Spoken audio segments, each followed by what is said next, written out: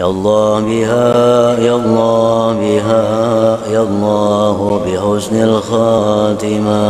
Disebutkan juga dalam Sahih Al-Bukhari. Apa kata Nabi SAW? Tetap dari Abu Hurairah. La taqumus sa'ah, tidak terjadi hari kiamat hatta yanzila fikum ibnu Maryam, sampai datang anak Maryam. Yang dimaksud dengan anak Maryam adalah Nabi Isa alaihissalam, hakaman muqsitan, sebagai seorang hakim yang adil. Mungkin keadilan susah didapatkan dari manusia yang condong kepada harta dan hawa nafsu, tapi kerana dia seorang nabi, bukankah dia sudah mati, meninggal dunia? Barrafa'ullah wa ma qataluhu, mereka tidak berhasil membunuhnya. Wa ma talabuhu, mereka tidak berhasil menyalibnya.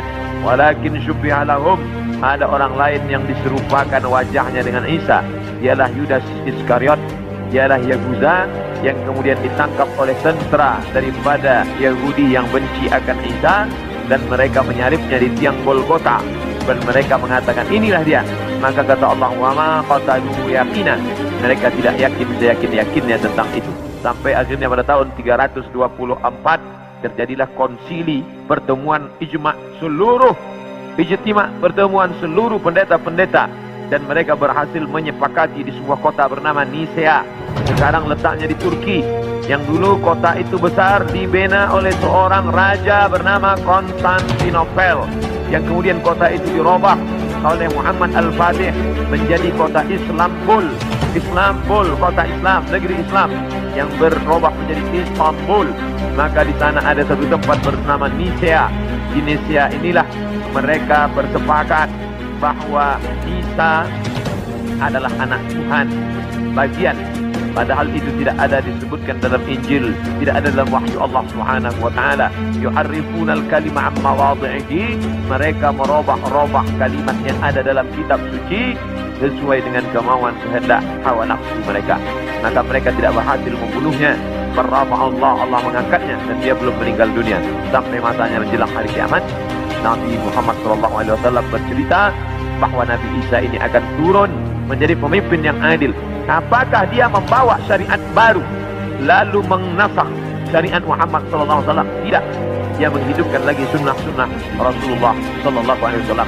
Dia menjadi imam di masjid. Dia mengajak orang sholat berjamaah. Dia tetap menegakkan syariat Muhammad. Dia tidak menasakh apapun, kerana dia datang sesudah Nabi Muhammad, maka dia sendiri pun ikut syariat Nabi Muhammad SAW. Dia tidak hanya sebagai seorang ulama, dia tidak hanya sebagai orang yang faham agama, tapi dia menjadi hakaman muqsitan, sebagai pemimpin yang adil, yang akan memimpin dunia.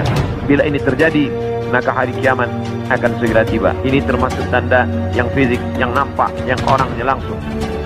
Tempat turunnya disebutkan di sebuah masjid bermenara warna putih di Damaskus, Syam.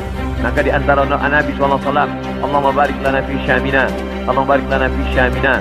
Ya Allah, berikanlah berkah di negeri Syam. Negeri Syam disebut negeri yang penuh dengan barakah. Subhanallazi asra bi'amrihi lailan minal masjidil haram minal masjidil aqsa allazi barakna haulahu. Kami berkahi tempat itu, linuriyahu min ayatina, karena kami ingin menunjukkan ayat-ayat kami kepada orang yang tidak percaya kepada ayat-ayat. Bahwa Nabi Isa datang tidak membawa syariat baru, tapi dia membatalkan syariat yang sudah dirubah oleh para pendeta. Di antaranya mereka mengatakan bahwa Nabi Isa meninggal dunia tergantung di palang salib. Maka dibantah, fayaksirus salib, dia menghancurkan salib. Salib bahasa Arab, salib bahasa kita, palang salib. Maka Nabi Isa datang menghancurkan salib. Ini menunjukkan bahwa akidah salib itu batil, tidak dibenarkan. Karena andai dia benar, pasti Nabi Isa melanjutkannya. Yang menghancurkannya Nabi Isa sendiri. Yang mengatakan itu patung dia, maka itu dibantah oleh Al-Quran. Wa ma qataluhu, mereka tidak membunuhnya. Wa ma salabuhu, mereka tidak menyalibnya. Walakin syubbiha lahum, ada orang lain yang diserupakan dengannya. Bila ada orang berkata, kamu jangan kaji-kaji agama kami, jangan bahas-bahas agama kami, urus sajalah agama kamu, Lakum dinukum waliyadin. Kami tidak mungkin membahas agama kamu kalau Allah tidak menyebutkannya dalam Al-Quran. Allah menyebutkan tentang yang kamu katakan sebagai Tuhan itu dalam beberapa surah. Al-Fatihah, Al-Baqarah, Ali Imran, Ali keluarga Imran. Imran punya anak bernama Maryam. Maryam punya anak perempuan laki-laki bernama Isa. Dan Imran punya istri bernama Hannah. Hannah punya saudari perempuan, melahirkan anak laki-laki bernama Yahya. Dan Yahya punya ayah bernama Zakaria. Maka inilah keluarga yang kecil. Ada Imran, ada Hannah, ada adik Hannah. Adiknya melahirkan Yahya, nama suaminya Zakaria. Dan Hannah melahirkan anak perempuan bersama Maryam. Dan Maryam punya anak laki-laki bernama Isa alaihissalam. Ini keluarga orang baik-baik. Ini keluarga orang yang saleh. Dan mereka itu tidak pernah mengaku dirinya Tuhan. Al-Masih ibnu Maryam illa rasul. Al-Masih tak lain tak bukan hanyalah seorang rasul. Qad khalat min qablihi rusul. Yang sebelumnya sudah ada rasul-rasul. Adam, Idris, Nuh, Salih, Ilyas, Ilyasa, Zakaria, Musa, Yahya, Zulkifli, Daud, Sulaiman, Ayyub. Semuanya meninggal dunia. Maka Nabi Isa alaihissalam pun juga akan meninggal. Hanya saja dia meninggal tidak seperti Nabi yang lain. Hidupnya habis berakhir. Nabi Isa akan datang sekali lagi. Dan dia akan menghancurkan salib-salib. Berikutnya, wa yaqtulul khinzir. Dia akan membunuh babi. Apa makna membunuh babi? Kerana mereka menghalalkan babi. Seakan-akan babi itu halal. Padahal Nabi Isa tidak makan babi. Lalu siapa yang merubah ajaran Isa sehingga mereka menghalalkan babi? Maka yang merubah adalah Paulus. Kata Paulus, sejak Isa disalib menebus dosa manusia, maka semua binatang menjadi halal. Begitu juga dengan khitan. Nabi Ibrahim berkhitan, turun kepada Nabi Musa berkhitan, turun kepada Nabi Isa berkhitan. Tapi dipesongkan, diselewengkan oleh Paulus. Paulus yang bernama Saul tidak pernah belajar kepada Isa, tapi lalu kemudian mengaku diangkat sebagai rasul oleh Isa. Maka disebut namanya dengan Rasul Paulus. Maka ini dibantah oleh Al-Quran sama sekali. Maka Ibrahim Yahudian, Ibrahim bukan Yahudi. Wala Nasranian, Ibrahim bukan Nasrani. Walakin syubbiha lahum, walakin kana hanifan musliman. Dia seorang muslim, hanifan, condong kepada kebenaran, musliman, muslim. Wa makana minal musyrikin. Dia tidak mempersekutukan Allah Subhanahu wa taala. Sedangkan Yahudi dan Nasrani mempersekutukan Allah. Yahudi mempersekutukan Allah dengan Uzair. Wa qalatil yahudu Uzairun ibnullah. Orang Yahudi berkata Uzair anak Allah. Sedangkan Nasrani mempersekutukan Allah dengan Yesus, dengan Isa. Wa qala an-nasara al-masih ibnullah. Nasrani berkata Al-Masih anak Allah. Maka Al-Quran membantah. Bila ada orang mengatakan jangan kaji-kaji tentang agama orang lain, kita tidak mengkaji agama orang lain. Kita sedang mengkaji Al-Quran, kitab suci kita yang bercerita tentang penyelewengan ajaran Nabi Isa alaihissalam. Ini mesti diluruskan, karena yang kita kaji adalah Al-Quran dan Sunnah Nabi Muhammad sallallahu alaihi wasallam. Wa yada'ul jizyah. Nabi membatalkan jizyah, upeti, pajak yang sebelumnya diterapkan oleh Raja Romawi dan Persia. Mereka hidup dengan cawan-cawan emas, pakaian sutra, tempat tidur yang tebal, dengan banyak-banyak pasangan, dengan istana yang megah.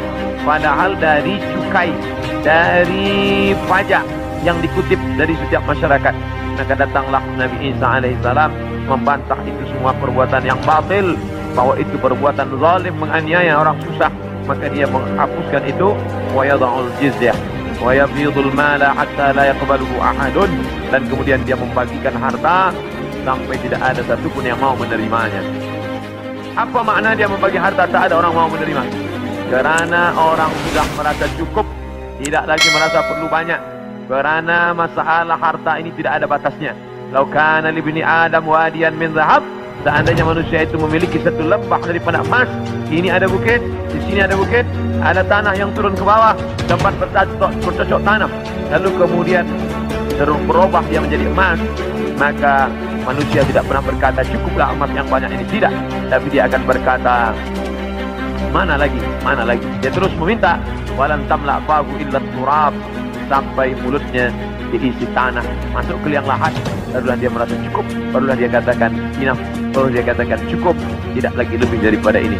Maka oleh sebab itu, ketika Nabi Isa alaihissalam membagikan harta, ini harta, dia katakan tidak, kami tidak mau menerimanya, karena kami tidak ingin mati membawa harta, tapi kami ingin mati membawa amal yang saleh. Kita lanjutkan. Yang terakhir, hadis masih dari Abu Hurairah radhiyallahu anhu. Kitabnya Sahih Bukhari. La taqumus sa'ah, tidak akan terjadi hari kiamat hatta tuqatilul yahud, sampai kalian memerangi orang Yahudi.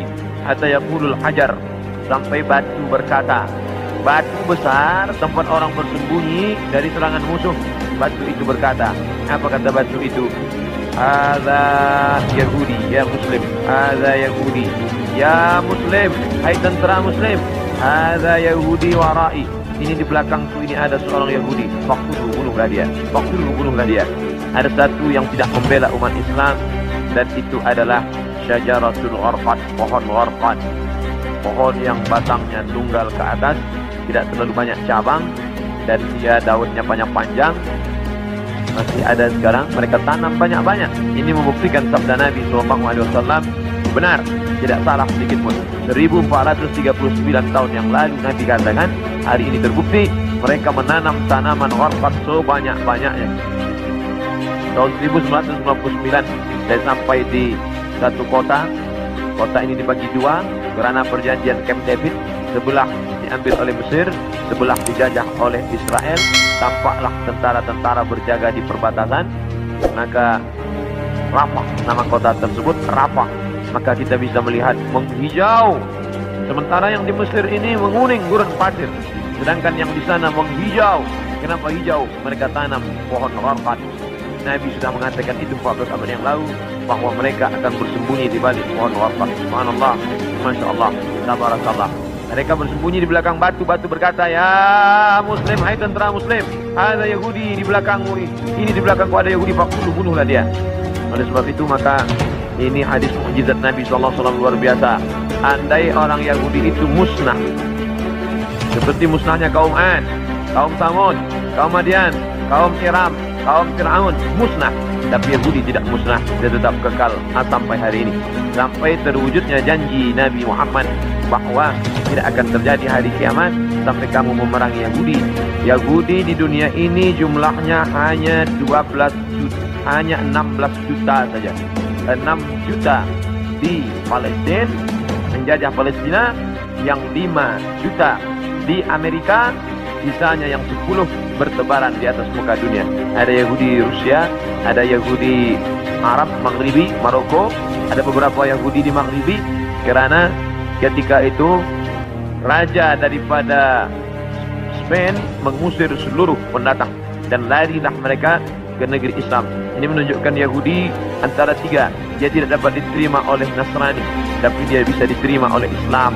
Islam menerima mereka, marhaba, ahlan wa sahlan, sampai mereka punya negeri, bercucu, bersahabat, berkawan dengan kaum muslimin yang ada di Maghribi, kerana mereka diusir dari Andalusia. Padahal mereka dekat dengan Andalusia, dekat dengan Kristian, dekat dengan Nasrani, tapi mereka justru lebih nyaman, lebih dekat berkawan dengan orang Islam, karena Muslim itu wa ma arsalnaka illa rahmatan lil alamin.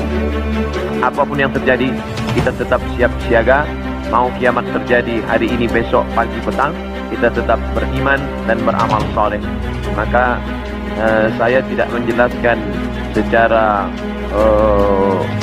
panjang lebar tentang masalah satu persatu, tapi kita kaji berdasarkan beberapa hadis-hadis Nabi Muhammad sallallahu alaihi wasallam. Yas'alunaka 'anis sa'ah, mereka bertanya kepadamu tentang hari kiamat. Qul la yujalliha illa liwaqtiha, la yujalliha liwaqtiha illa hu, tidak ada yang dapat mengetahui waktunya kecuali Allah Subhanahu wa taala.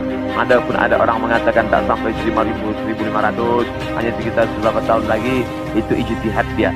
Tolong kita bedakan antara hadis dengan ijtihad orang terhadap hadis. Ini hadis, ini ijtihad hadis. Jangan katakan ijtihad ini adalah hadis, karena hadis ini dari Nabi, sedangkan ijtihad adalah dari ulama yang membaca hadis-hadis Nabi Muhammad sallallahu alaihi wasallam.